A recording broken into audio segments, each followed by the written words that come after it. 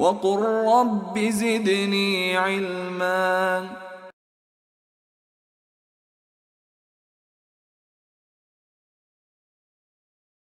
Today is Palm Sunday in the Christian calendar. You may have seen some of these crosses made out of palm leaves around London. Maybe you have. It commemorates the day that Jesus apparently, riding on a donkey, the Messiah, entered into Jerusalem, and people strew palm leaves in his path to welcome the King of Israel. And of course, as Muslims, we can agree with that he was the King of Israel. But I want to talk about something else that Christians believe that happened a week after that, and that's Resurrection Sunday, which is next Sunday, of course. There's a survey today published on the BBC News website that says the following. BBC had commissioned some research, and they had questioned a representative sample of thousands of Christians in Great Britain. And they have found that over a quarter of all Christians do not believe in the resurrection of Jesus. A quarter. I kid you not. Just go on the BBC website now, it's on there. Why is it a quarter of people don't believe in the resurrection? Is this an unprecedented event? And it's not actually, because if you go all the way back to Matthew's Gospel, Matthew 28, and the different translations of this verse, one translation says, Jesus appeared to them and some of the disciples doubted. Another translation, the New American Standard Version, says they all doubted. Now this is after the resurrection, and the disciples are testifying to not really believe that Jesus had been risen from the dead after he had risen from the dead, according to Matthew. So I think doubt about the resurrection of Jesus is part of the DNA of Christianity. When you get very convinced Christians here today or next Sunday who will tell you, we know that Jesus rose from the dead. When Jay Smith tells you with certainty, even though it's 2,000 years ago, how does he know that Jesus rose from the dead? He has more faith than the disciples that Jesus handpicked. He has more faith than they do, and he wasn't even there. So this is the paradox of Christianity, that in the very beginning, after the resurrection, some or all of the disciples didn't even believe it happened. And today, a quarter of all Christians in Britain do not even believe it happened at all. So that is an extraordinary statistic. Let's look at this in parallel.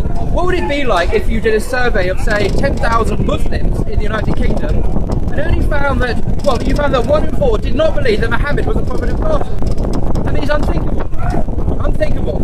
All Muslims, by definition, believe that Muhammad was a prophet of God. But a quarter of Christians do not even believe that Jesus rose from the dead, and that, in a sense, carries a tradition which we find that goes right back to the earliest Gospels that we have, where some or all doubted. Even after they had appeared to them, they still did not believe. So what do we draw from this conclusion? I think the conclusion that I draw is that Christianity does not rest on the solid foundations that the preachers here will lead you to believe. There is much more doubt about the historicity of the resurrection than Christians will have you believe. And the certainty that we find comes from these fundamentalist preachers who have more certainty than the apostles ever had, which is very, very strange. And illustrates the problem, I think. So anyway, that's the warm-up act, and now the real thing. Interesting, because now we are approaching. You enjoyed the bank holiday for sure. Enjoyed the holiday, and of course you don't celebrate it. There are obvious reasons for it. Let me start from me.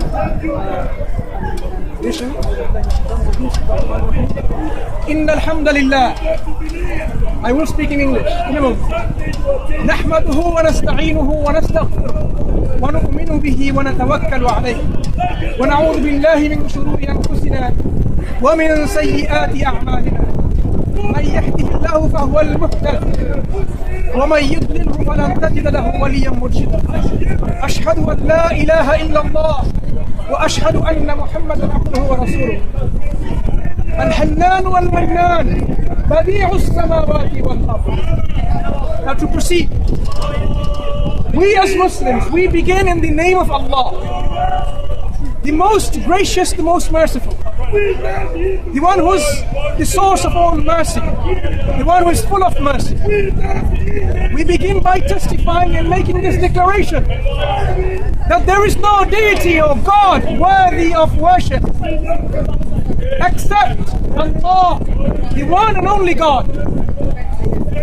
And we also, as Muslims, we bear witness and testify that Muhammad, son of Abdullah, is Allah's servant and his final messenger, sent unto whole of mankind.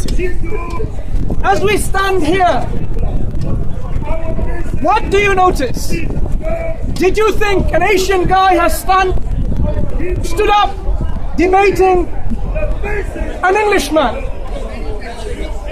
The impression often we get comes from our biased understandings of reality. Some of you may think, wrongly of course, Islam is a religion only for the Arabs. And by the way, I'm not an Arab. Some of you think even Jesus was an Englishman, even though he was a Palestinian from that area. So we have mistaken perceptions. Who would have thought from among the audience who's come to listen to us for the first time that this Englishman is a Muslim? Because you would think it doesn't go hand in hand. How can an Englishman be a Muslim? Islam is not for the British people, or the English, or the Irish, or the Scottish, or the Europeans. Now I want you to appreciate an ayah, which is like a verse that you're familiar with. An ayah is a statement from the Quran, which is self-evident sign and evidence and a miracle. This is in the Quran, chapter or surah number 30. Anyone know which surah this is? Surah Al-Rum. Where Allah says, and I will translate to you the meanings. وَمِنْ آيَاتِهِ خَلْقُ السَّمَاوَاتِ وَالْأَرْضِ خَلْقُ السَّمَاوَاتِ وَالْأَرْضِ واختلاف ألسنتكم وألوانكم إن في ذلك لآيات للعالمين. And among his signs, or his ayat, or his evidences, is the creation of the heavens and the earth, and the differences in your speech, in your languages, and in your colors. Surely in this are ayat or evidence, self-evident evidence for people of reflection, people of knowledge, people of wisdom. What I want to draw in here is this. Allah is alluding to the things that we observe every day. That we are different in our languages because we speak different languages. And we are different in the color of our skin. But it doesn't make us different human beings, does it? In fact, the difference is highlighting that this is an evidence from God for the people who are thinking, reflecting, and people of wisdom. How is it? Imagine now every human being categorized into man and woman. All men were of the same shape, size, and color, like my friend and my brother, Paul. Everyone looks like Paul. Very handsome gentleman. Looks like Paul. Great sense of humour. Great sense of humour. Thank you. Every single one of you men looks like Paul. And every single woman looks like a particular woman. Same shape, same color, same height, same physique. Now who's Paul and who's Thomas? Who's Abdullah and who's Abdul Samad? Who's John? everyone looks like, whoa. Would you be able to differentiate? We find quite troubling to identify between the twins in a family. You have to be trained with a lot of experience to see who is who. But if everyone looked the same, and every woman looked the same, there will be quite a lot of confusion. So Allah has created us from His mercy and wisdom in different colors, shapes and sizes. This is one of the ayat of evidence that Allah provides for you to reflect on. So you will find quite interesting, this is how the Quran addresses, interacts and engages with the creation. It doesn't ask you simply believe and that's it. Isn't it something that you've heard before? That the Quran reprimands people for not reflecting on the Quran, not using their intellect. Allah reprimands us, those of us who are not using our intellect. Which religion, which way of life tells you to use your reason and your intellect to arrive at the truth? God, give us the names. I'm not saying they don't, but I would like you to come up with them.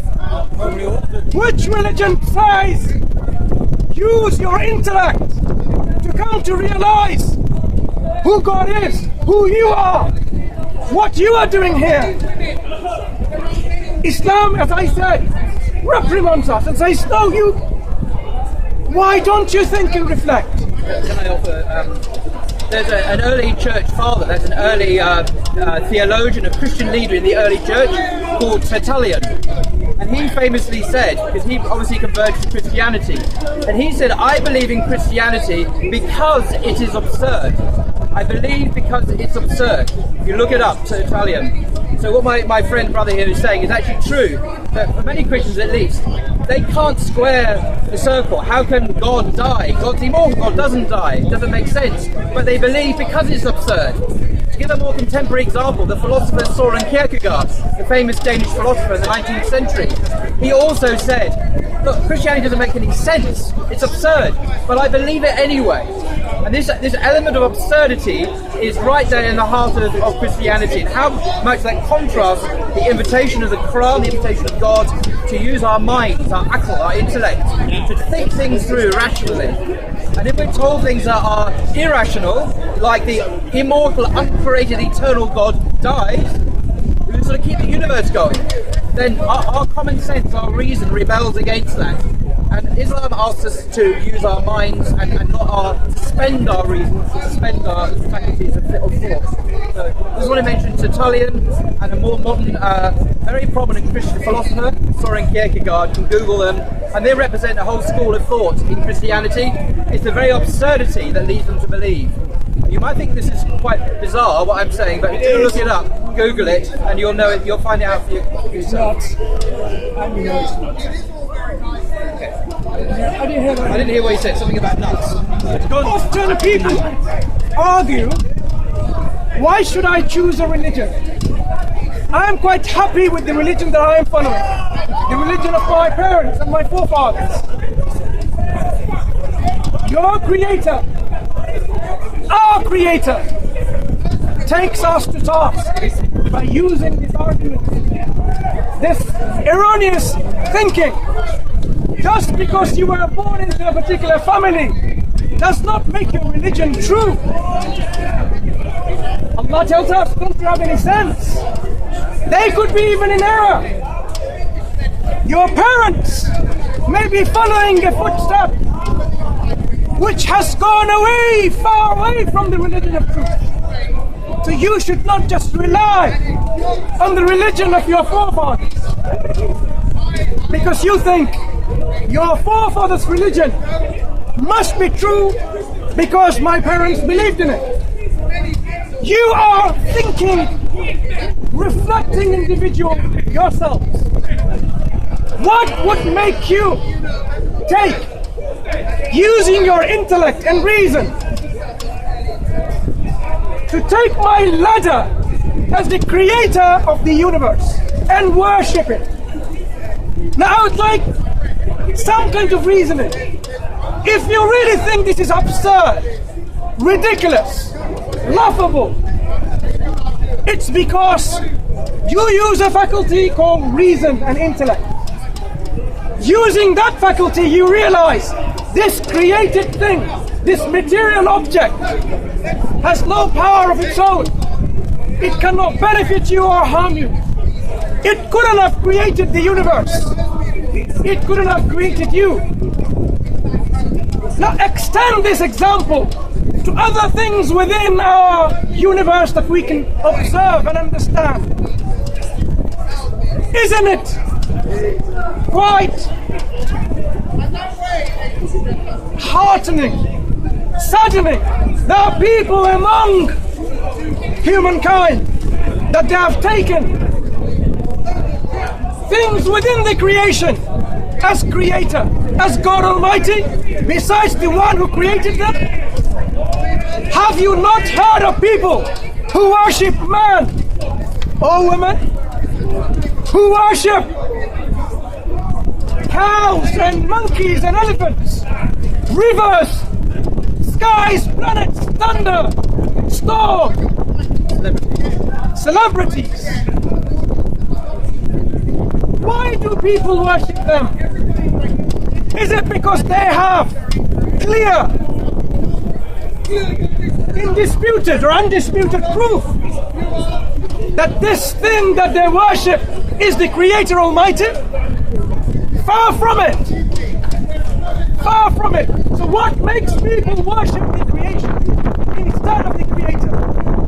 I mean, in Europe, people of different religion live together. And we are not going to say, just because you have a different religion, you cannot live in peace and in harmony and in tolerance among other people with other faith. Of course you can. One of the beautiful teachings of Islam is this: it allows people to have their freedom of religion, evidenced by thousands of years of history. If you went to Egypt or in Syria before this invasion, there were church and mosque on the same road opposite each other for hundreds of thousands of years, side by side, serving the community, the faith communities, living together. They were living under Islamic rule, side by side, and we did not find them complaining, why you are blowing us up. So it saddens us to hear, like in Egypt, a church is blown up. Don't know which terrorist has done it, but that's another religion called terrorism. They have no color, no religion. If you want to call it a religion, it's those extreme people who perhaps don't follow any faith. Because if in the Quran you have Allah telling us to come to Islam using our faculty of intellect and reason, and that there is no compulsion in religion, can I force him to accept Islam? Can I force him to accept a religion called Tunka Wunka? Okay, I can't. You cannot force anyone in their throats to believe in anything. What is a zimmi? A dhimmi is someone that has to pay the just for a tax. And? Or be killed. No. Yes. Elaborate a bit more so that we all understand what you're talking about. Yeah, if you're a dhimmi and you're not under Islam, then that's Come forward a bit so we can see you. Quran says that if you are not an Islamic person and you're living in an Islamic Would you mind speaking up a little bit so Yeah. we can hear? if you're not an Islamic person and you're living under an Islamic regime, You see, you're only speaking to them. Either you come forward so we can hear, or You don't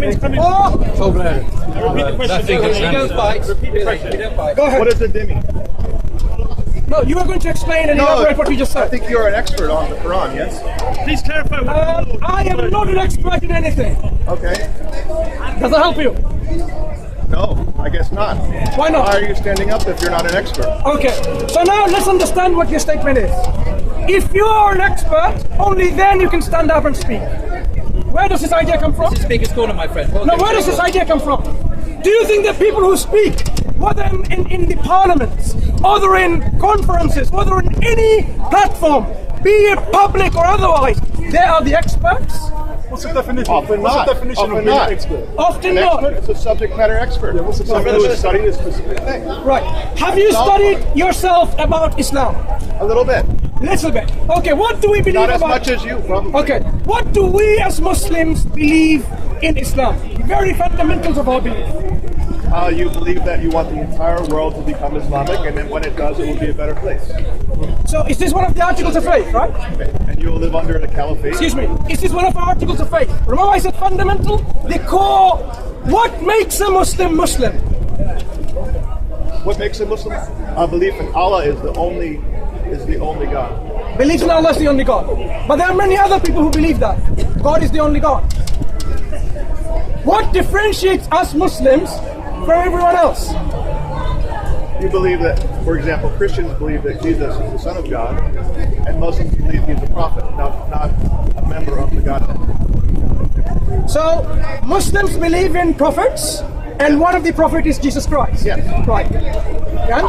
And And they do not believe, as a Christian believes, that you need to be a believer in Jesus Christ as a part of the Godhead to go to heaven. Right. It's a different belief. what does Islam say about God or Godhead?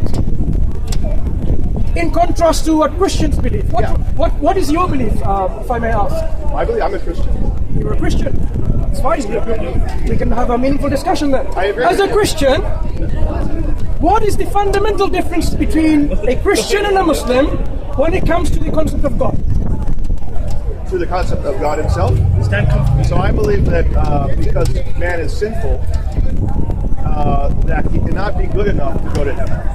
Whereas the Muslim believes that man can be good enough and Allah will bring him to heaven. I do not believe man can be good enough. I believe only it's via the justification of Christ that you can go to heaven. Can I just, if I may, just offer a different view on that, precisely that very point? There's a hadith, what's called a Sahih or Bukhari hadith, which is considered to be reliable by Muslims. Reliable and authentic. So you really did go back to the Prophet Muhammad. And in this hadith, someone came to Muhammad, and Muhammad said, look, no one will get to paradise by their good works alone. And the companion said to Muhammad, not even you, O Prophet of God? And Muhammad said, not even me, unless God enfolds me in his mercy. Or in his grace. So it's God's grace is what gets even the greatest prophets of God into heaven, according to Muhammad. We don't get... This is an authentic hadith. Statement of the Prophet himself. Islam is not based on the Quran alone. We don't teach this from the Quran alone. That's a mistake. We get it from the Quran and the authentic, reliable hadith, and a few other sources as well, using our reason. So combined, you have the sources of Islamic teaching. So Muhammad said even he won't get into paradise on his good works. So how much less will we get into paradise on our good works? That doesn't mean to the other extreme that good works don't matter. Of course they matter enormously, but ultimately it's God's mercy and God's grace that grants even the greatest of humankind entrance into paradise. Now that is Islamic teaching. It's often misunderstood by Christians who think that all other religions apart from Christianity they think is unique. Only by grace are people saved in Christianity. Actually it's the same in Islam. But we don't believe that a human being has to be horribly tortured to death on the cross before God will forgive us. Because one of the attributes of God in Islam is that God is merciful. He's the all-forgiving, Ar-Rahman Ar-Rahim, the most compassionate, the most merciful. Like Jesus' teaching on the prodigal son, he welcomes back all those who turn to him in penitence and faith. So the Christian will believe that If you are a murderer and you decide to accept Jesus Christ in the very last moment of your life, you'll go to heaven. Would an Islamic person believe that? Well, no, we don't believe that we call on Jesus to be saved, because Jesus himself denied that he was God. For example, in the earliest gospel, well, I'll give you some evidence. In the earliest gospel, the Gospel of Mark, in chapter 10, we read the following. I don't know if it happened or not, but that's what Mark tells us. A man came to Jesus and said, "Good teacher, what must I do to inherit eternal life?" And Jesus said to him, "Why do you call me good? There is no one good but God alone." And then Jesus said to the man, "Obey the commandments," and so on. So here we read a clear incident where Jesus denies he's even good. It's a rhetorical question. How can this be? That's a rhetorical question. Let me finish. How do we believe? Surely I believe Jesus was good. I do. But Jesus, as a humble Jew, was correctly recognizing that all goodness comes from God. So as a He humble was saying man, that man was calling him God, and that recognition was what was going to called save him good. But even goodness, Jesus says, no, goodness comes from another source, God himself. So Jesus even denied he was good in that case. So clearly, That's a very one-sided interpretation. But it's a very common interpretation It's very one-sided. I've read. It's black and white. There are many other examples where Many things in Jesus black and white denied can be interpreted in several ways. It's still in black and white. Just on my one point about how we enter heaven. Explain to me what a dhimmi is. Now, just to It come means a back, protected person. It's a protected person. Protected from what? Being killed? Protected from enemies, from injustice, from persecution. The Islamic State, the Islamic State is required by God's law to protect religious minorities. It's something that we don't see in the Bible at all. There's no protection for minorities other than Christians in the Bible, or other than Jews, where God apparently orders the genocide of whole peoples in the Bible. In the Quran, if you're not part of the Ummah, if you're not a Muslim, you are called a people of the book. You could be a Jew or you could be a Christian, and you are protected by law. You have freedom of worship, freedom of assembly. In Islamic society, Christians can eat pork, they can drink alcohol, they can gamble or whatever it is they like to do, protected by the Islamic State. Tax?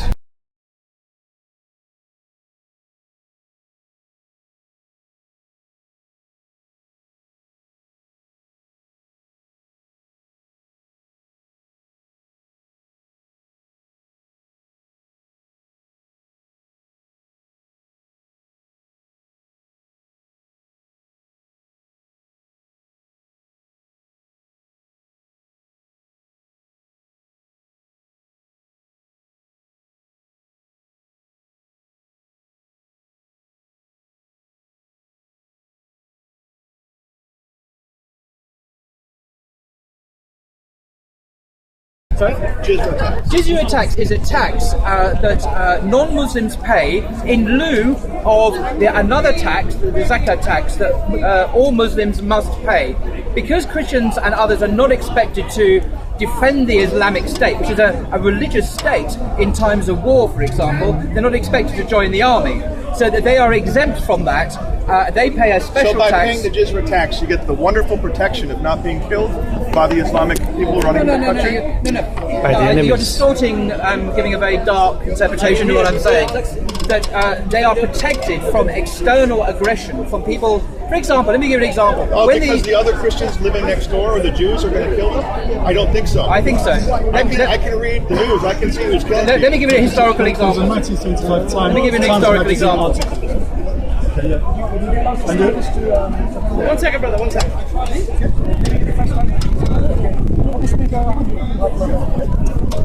Let me give you one example from history, from the early 8th century, when the Muslim armies, under the Caliphate of Umar and others, they moved out from what we call Saudi Arabia, from Arabia, north upwards to the Levant, to what we call Syria and Homs and elsewhere, moved west along North Africa, Egypt, and what we call Algeria and so on. I just want to talk about the Byzantine Empire. The Byzantine Empire, that was a Christian empire at the time, and so it was mostly a Christian population ruled by Christians. Except there was a nasty twist, because most of the Christians living in, say, Egypt or Syria and other places, what we call Lebanon, were what we call Orthodox Christians, like the Greek Orthodox today, the Russian Orthodox today, the Coptic Orthodox Church. And they were persecuted by the Chalcedonian Christians, the Byzantines. And when the Muslim armies removed the elite, the Byzantines, many Christians and Jews were relieved at being liberated from the persecution they were experiencing from their Christian overlords, who regarded them as a heretical sect. Now, this is long before the split between Rome and Constantinople in the 11th century. This is in the 8th century. So many Orthodox Christians were then given complete freedom to worship God without any persecution. As long as they paid the jizya tax? As long as they paid their taxes. Oh, their exorbitant rate of tax. In the United States, are you to stay alive? No, I get it. they weren't. I get it. No. You don't pay council tax? No. Huh? If you're American, for the you pay services. tax to the American government. I pay a shitload of tax. Oh, do you have a choice about that? No. For the You don't have a services, choice about paying education. your tax. It's not a tax to stay alive. Right. If I don't pay it, The they'll problem kill is me. Muslims paying They'll tax kill in a me. Muslim state, or non-Muslims paying tax in lieu You don't pay of the tax or convert, you're killed. No one is forced to convert under Islam. There's no So you can choose compulsion whatever religion. religion you like, So or coming get back- killed, or pay a huge tax. So coming right? back, these Christians, the Orthodox freedom. Christians, were liberated by the Muslims.